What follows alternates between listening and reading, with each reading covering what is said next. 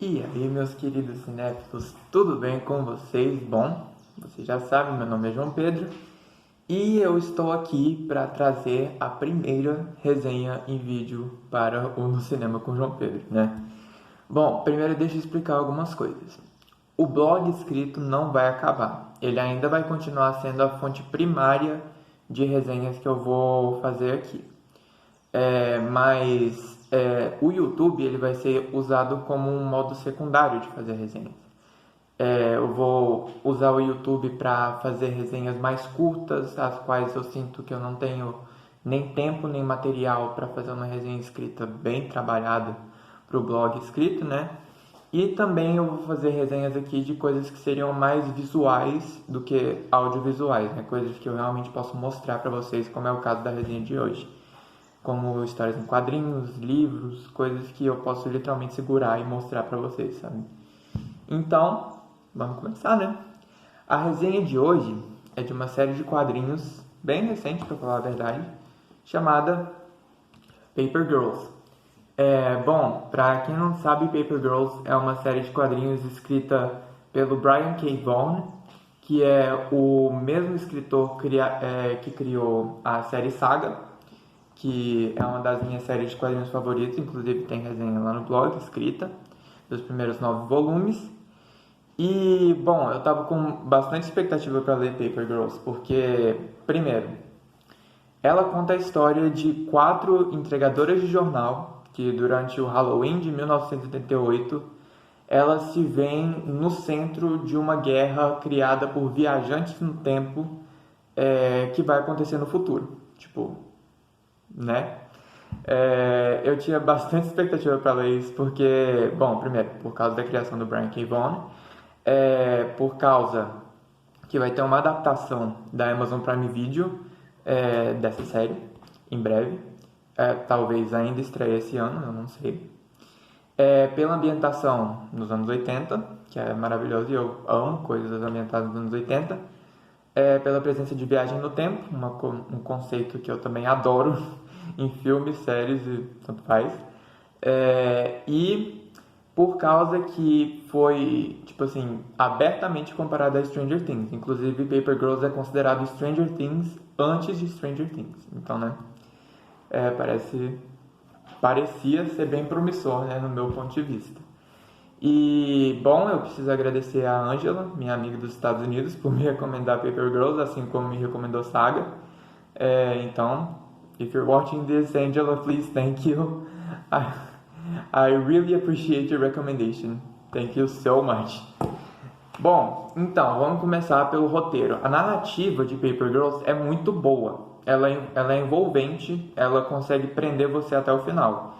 E mesmo sendo mais curto do que Saga, porque, tipo assim, Saga tem 54 capítulos e Paper Girls tem 30, dá pra ver que a escrita do Brian K. Vaughan não mudou nada. Ela consegue te prender, tem sempre um gancho no final de cada capítulo que aumenta a sua ansiedade e a sua vontade de ler o que acontece depois. Isso pra mim é um dos maiores pontos positivos de Paper Girls. A dinâmica em geral da série, ela combina o teor de filmes de amadurecimento, como os do John Hughes, como o Clube dos Cinco. Às vezes mistura também a camaradagem, né, entre os 4 protagonistas do Conta Comigo, e junta umas pitadas de Volta pro Futuro, né, porque é inevitável, já que se trata de uma coisa de viagem no tempo, né. Então acaba misturando De Volta ao Futuro. A narrativa ela não chega a ser inesperada ou chocante ou até subversiva, como Saga foi.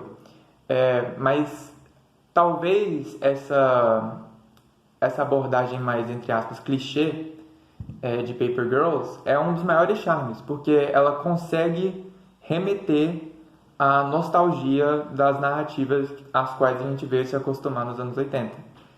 Como as que eu já citei, né? Os Goonies, Conta Comigo, Clube dos Cinco, tudo isso. E falando em nostalgia, tem um monte de referências à cultura pop dos anos 80 aqui. O Exterminador do Futuro, Tartarugas Ninja, o Guia do Mochileiro das Galáxias, Tem The Smiths, né, que é uma banda, tem A Hora do Espanto, que é um filme de terror bastante conhecido dos anos 80, e tem muitas outras, sério mesmo, é bem legal. É bem legal pegar essas referências, especialmente quando você conhece a cultura pop da época, é bem interessante. Bom, mas aí tem um dos principais aspectos que eu gostaria de destacar da narrativa. Os aspectos de viagem no tempo e ficção científica, eles são muito simples de entender. E isso pra mim foi uma das melhores partes da narrativa, porque ela não tem conceitos muito complexos, tipo universos paralelos, multiverso, igual a Marvel está fazendo agora. Não tem... A força condutora da narrativa não é os aspectos de ficção científica ficando cada vez mais complexos. Não, é uma coisa bem simples de entender, é bem intuitivo e isso acaba por prender ainda mais o leitor à história e às personagens. Bom, assim como Saga, Paper Girls consegue ser bem viciante ao longo dos 30 capítulos. Você acaba se importando cada vez mais com as personagens ao longo da trama e pra mim isso foi maravilhoso. E todas as 4 protagonistas, como vocês podem ver aqui, tem 4 protagonistas. É a Erin, a KJ, a Mac e a Tiffany. Elas são muito bem desenvolvidas e elas são desenvolvidas de forma completa. O Brian K. Vaughan, ele não deixa nenhum buraco, nenhuma lacuna no desenvolvimento delas.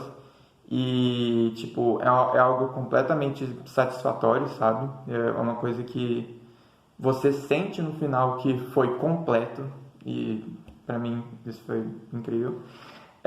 Inclusive, o carro-chefe da narrativa, né, tipo assim, a força condutora real da narrativa de Paper Girls não são os aspectos de ficção científica e viagem no tempo, não é a complexidade da viagem no tempo, como eu já falei. É sim o amadurecimento das 4 protagonistas. Inclusive, os aspectos de viagem no tempo e ficção científica são usados para desenvolver as protagonistas enquanto elas estão amadurecendo. Tem algumas situações que essas personagens enfrentam que fazem elas refletir sobre temas que serão pertinentes no futuro, né? Como empregos, como idade, como morte, como fé, como crenças, como pré-determinismo, culpa, frustração, remorso, tudo isso. E isso acaba por... essa reflexão que as personagens fazem acaba por rebater no próprio leitor. Tipo, a gente chega a refletir por causa da reflexão delas. E eu acho que isso é bem, tipo assim, afetivo, sabe? Entre a obra e o leitor. Eu gostei bastante disso. A arte do Cliff Chiang, pra mim, ela conseguiu remeter perfeitamente à arte pop, a pop art, né? Do Andy Warhol e do Roy Lichtenstein, se eu não me engano, é assim que fala o nome dele, mas ele é um artista da pop art, né? E o trabalho do Matt Wilson como colorista consegue manter um tom predominantemente vibrante em relação às ambientações, né? Ao retrato das personagens e esse tom vibrante, né? No visual da série acaba por novamente remeter ao visual estético dos anos 80, então é bem legal. E o mais interessante é que a série inteira se passa em uma ambientação só, em diferentes partes no tempo. E é tipo assim, bem interessante notar tanto as semelhanças quanto as diferenças entre cada uma dessas ambientações temporais, né? Porque enquanto há algumas coisas que unem elas em termos de locações e coisas do tipo, cada uma tem sua própria identidade visual e isso foi o que mais se equiparou, na minha opinião, ao trabalho da Fiona Staples no Saga, que é a outra série do Brian K. Vaughan. Eu gostei bastante disso. E tem um capítulo em particular, deixa eu ver se eu acho ele aqui, que ele acompanha 4 pontos de vista simultâneos entre as 4 protagonistas, sabe? Tipo, vamos supor, deixa eu ver, aqui, achei. Aqui, ó. As 4 protagonistas estão separadas e cada quadro nesse capítulo, cada página nesse capítulo, né, tem 4 quadros, cada um acompanhando o ponto de vista de cada uma das protagonistas, né? E eu achei isso bem legal e lentamente elas vão se unindo e, cara, é muito legal. Tipo, eu não vou mostrar mais nada porque senão tem risco de dar spoiler. Mas resumindo, Paper Girls, pra mim, foi tão bom quanto Saga. Foi uma prova que o Brian K. Vaughan, ele não, tipo assim, enfraquece a capacidade dele de contar uma história boa por causa de uma estrutura mais direta, uma estrutura mais, entre aspas, clichê, porque, né? De uma estrutura mais simples. E foi bem legal ver o Brian K. Vaughan meio que se tornando mais versátil pra mim, sabe? Porque ele é conhecido por fazer histórias bem ambiciosas. E mesmo que Paper Girls não tenha a mesma ambição do que Saga, ele consegue reter o charme que fez Saga ser tão bom. E ele ainda consegue remeter a uma nostalgia para aqueles que realmente viveram essa época. Bom, espero que vocês tenham gostado. Eu dou uma nota 10 de 10, claro, né? Como esperado. E eu estou bem animado para a série. Eu recomendo isso bastante para fãs de Saga, para fãs do trabalho do Brian K. Vaughan, para fãs de quadrinhos em geral, para fãs dos anos 80, para fãs de cultura pop, para fãs de Stranger Things. Tem algo aqui para todo mundo. E eu realmente, tipo assim, mal posso esperar para a série, parece ser bem legal. Bom, essa foi a resenha, espero que vocês tenham gostado. Eu queria fazer alguns anúncios que seriam bem pertinentes agora. Bom, por quê? 2022 vai ser um ano bem importante, porque, primeiro, vai ser o aniversário de 10 anos do blog. E eu vou planejar algumas resenhas bem especiais, talvez algumas até aqui no YouTube, para comemorar essa data, porque, né, 10 anos é um baita do marco. Em segundo, 2022 vai marcar o aniversário de 60 anos da primeira aparição do Homem-Aranha nos quadrinhos. Então eu vou começar uma coisa chamada Ano Aracnídeo. Então, nela eu vou fazer resenhas de várias propriedades do Homem-Aranha, quadrinhos, inclusive eu já comprei vários aqui, deixa eu até mostrar para vocês.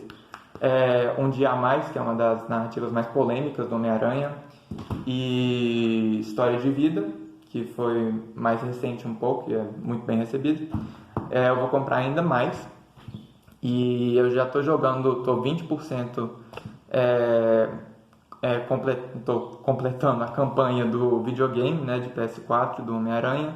A campanha está 20% completa e ao terminar eu vou fazer a resenha dela, acho que seria melhor no blog, né? E eu vou fazer a resenha de todos os filmes live action e animação do Homem-Aranha, inclusive do No Way Home, do Sem Volta Pra Casa, né? Que foi que eu não fiz a resenha por medo de dar spoiler, mas agora que todo mundo sabe o que aconteceu no filme, eu acho que seria a maneira certa e a hora certa de fazer essa resenha finalmente para vocês. Então, e terceiro lugar, porque 2022 vai ser um ano bem importante.